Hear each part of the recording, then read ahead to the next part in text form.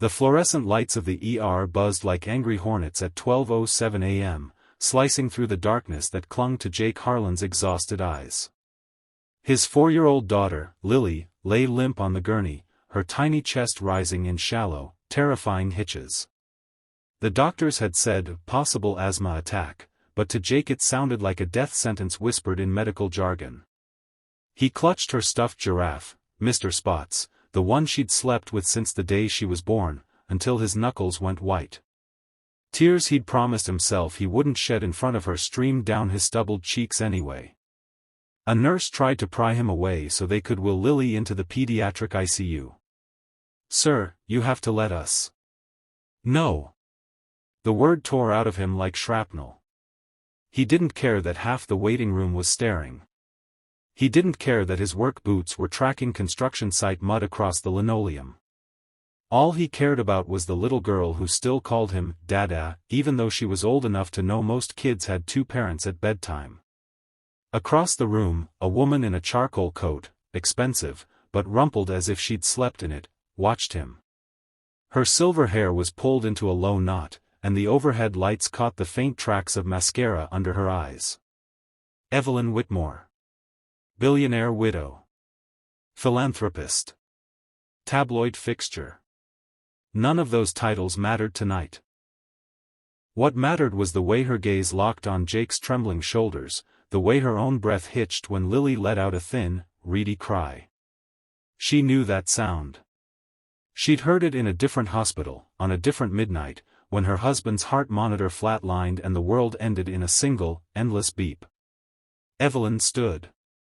The diamond on her left hand, still there after 5 years, flashed once, then disappeared into the pocket of her coat. She crossed the room in 4 deliberate steps, ignoring the security guard who half rose to intercept her. "I know that pain too," she said, voice low but steady. Jake looked up. His eyes were bloodshot, wild. "What?" Evelyn knelt beside the gurney, heedless of the puddle of melted snow at her knees. She placed one manicured hand over Jake's where it gripped Lily's blanket. "My son was 4 when he had his first attack. I thought I'd lose him that night. I didn't. And you won't lose her." The nurse hesitated, then nodded and stepped back. Something in Evelyn's tone, quiet steel wrapped in velvet, made people listen. Jake stared at her like she was a ghost. "Who are you?" "Someone who's been exactly where you are." She glanced at Lily, whose lips were tinged blue. "May I?" He nodded numbly. Evelyn leaned close to the little girl's ear.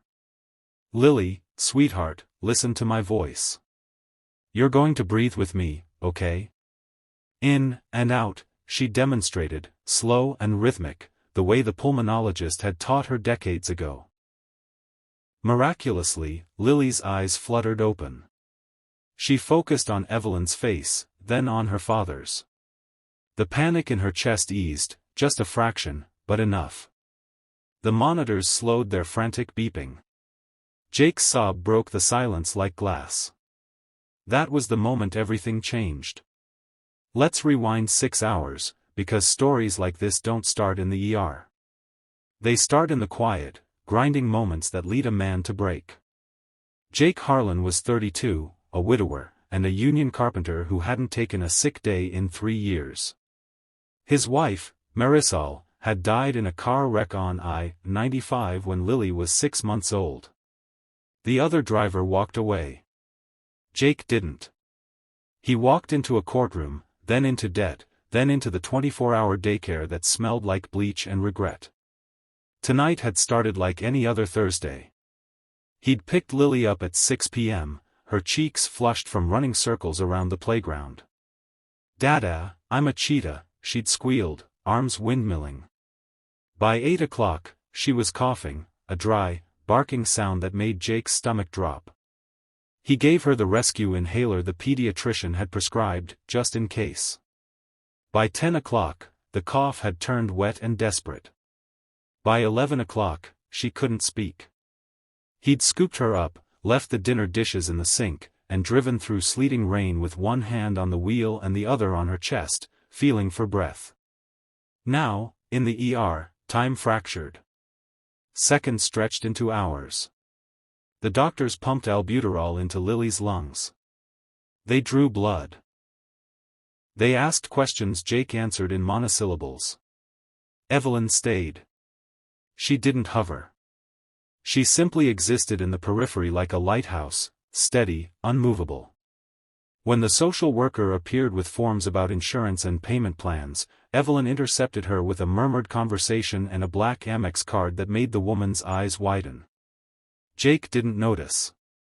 He was on the floor outside the ICU, forehead pressed to the cool wall, whispering every prayer he'd ever half remembered from childhood. At 2:14 a.m., a doctor emerged. "She's stable. We're keeping her overnight for observation, but the crisis has passed." Jake's legs gave out. He slid down the wall until he sat in a heap, Mr. Spots clutched to his chest. Evelyn offered a hand. He took it. Her grip was surprisingly calloused, years of gripping ski poles in Gestad, maybe, or planting trees on her estate in Kenya. "Come on," she said. "There's a family lounge with coffee that doesn't taste like battery acid." He followed her because his body moved on autopilot. The lounge was empty except for a vending machine humming like a trapped bee. Evelyn bought 2 cups of coffee and a package of Oreos. She handed him the cookies first. "Sugar. Trust me." Jake tore the package open with his teeth.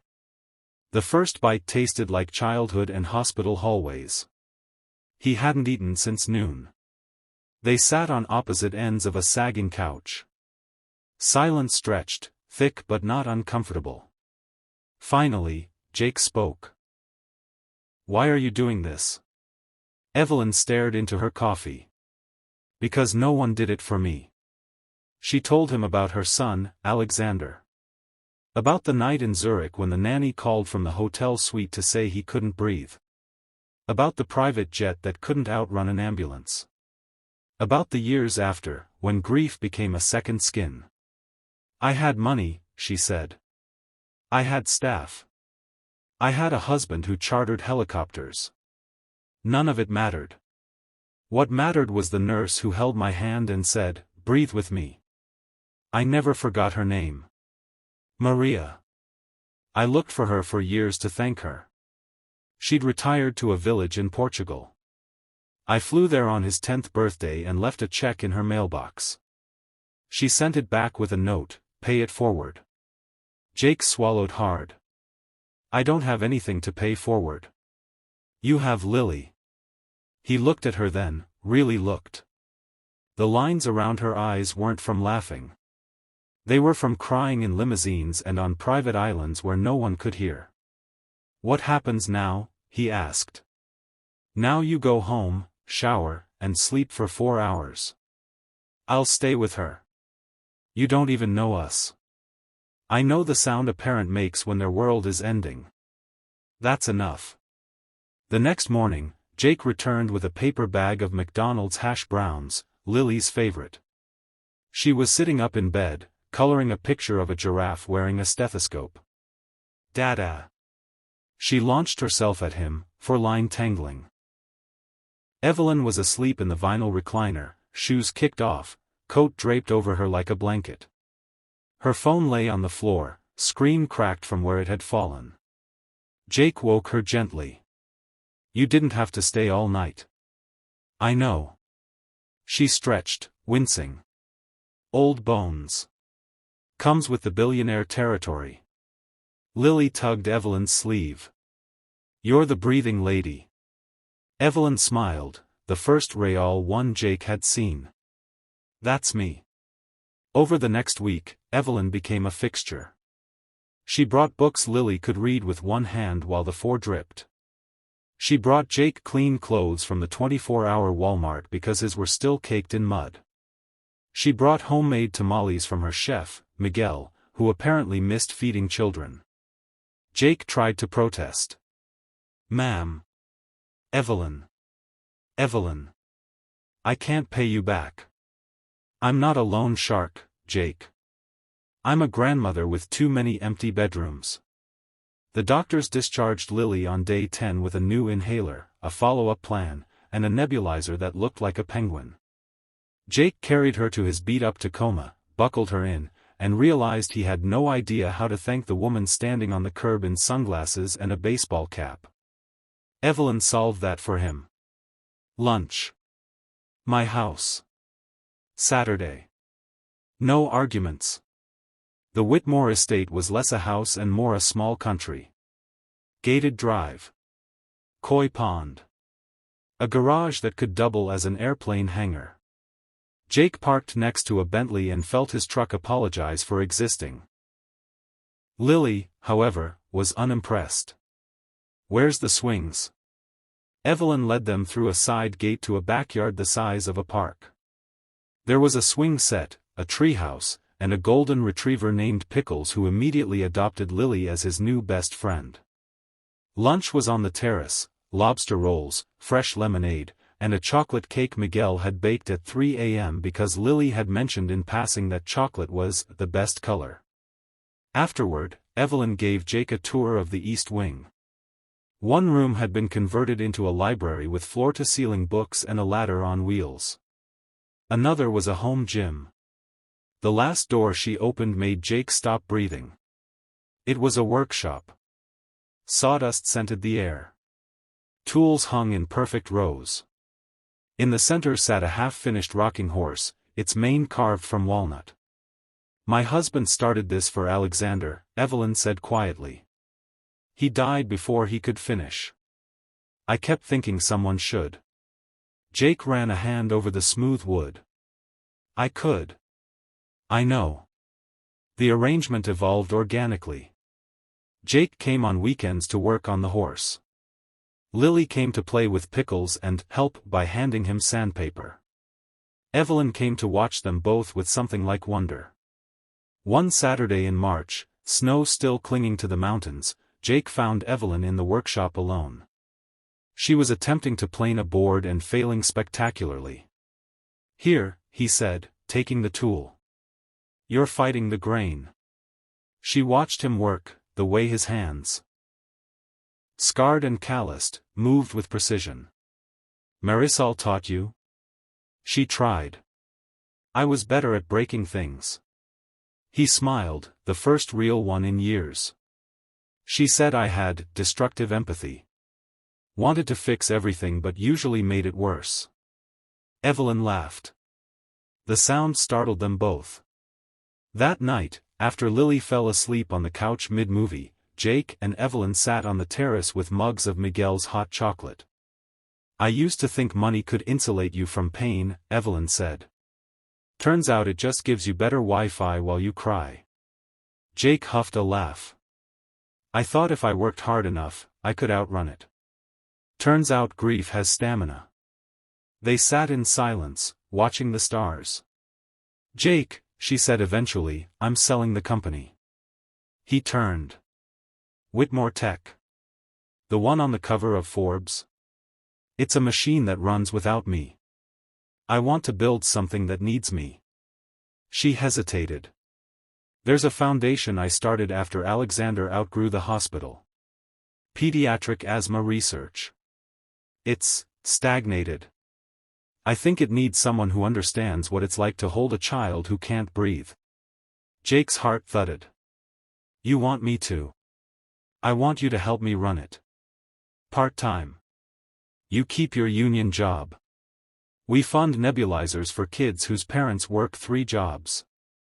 We train daycare workers.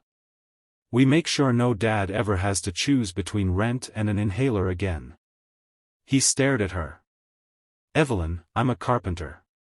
You're a father who didn't sleep for 10 days. That's the only qualification that matters. Spring unfurled. The rocking horse was finished, painted butter yellow with a mane of real horsehair. Lily had insisted on braiding herself. They christened it Thunderspots and pushed it across the terrace while Pickles barked approval. The foundation launched quietly. No galas. No press. Just a website, a toll-free number, and a warehouse in Queens where Jake oversaw the assembly of Lily kits, backpacks with inhalers, spacers, and a stuffed giraffe wearing a tiny oxygen mask. One night in May, Jake's phone buzzed at 2 a.m. A text from an unknown number. AR again. Different kid. Same sound. Your kit saved him. Thank you. Maria, Portugal, *. He showed Evelyn the next morning. She cried into her coffee. Summer brought barbecues on the estate. Union buddies who'd once teased Jake about his fancy girlfriend, now argued over Miguel's ribs. Lily started kindergarten with a new inhaler and a grandmother who attended every parent-teacher conference in a baseball cap that read, "World's Okayest Grandma." One evening in August, Jake found Evelyn in the workshop sanding the edges of a crib she'd started for no reason she could name. Planning to adopt, he teased. She blushed, actually blushed. Muscle memory. My hands remember. He set down the cradle he'd been carving. Evelyn. She looked up. I love you. The words hung between them like a held breath.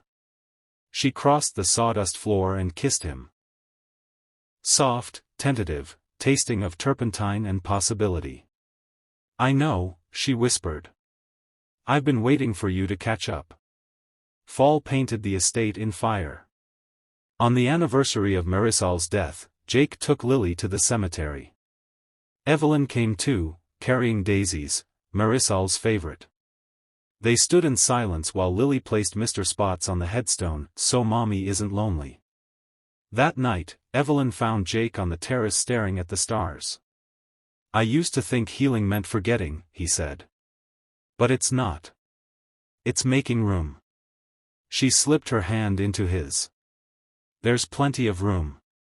Years later, when Lily was 16 and interning at the foundation, she asked her dad why he'd never remarried. He smiled at Evelyn across the kitchen table, where she was attempting to teach Pickles 9 to fetch the newspaper. Because some stories don't need a sequel, he said. They just keep getting better chapters. And if you're still here, wiping tears or smiling at the screen, hit that like button. Subscribe. Ring the bell. Because every time you do, you remind someone else that midnight in the ER doesn't have to be the end. Sometimes it's just the beginning of a story where strangers become family, where billionaires learn the value of a $3 pack of Oreos, and where a little girl's wheeze becomes the soundtrack to hope. See you in the next one.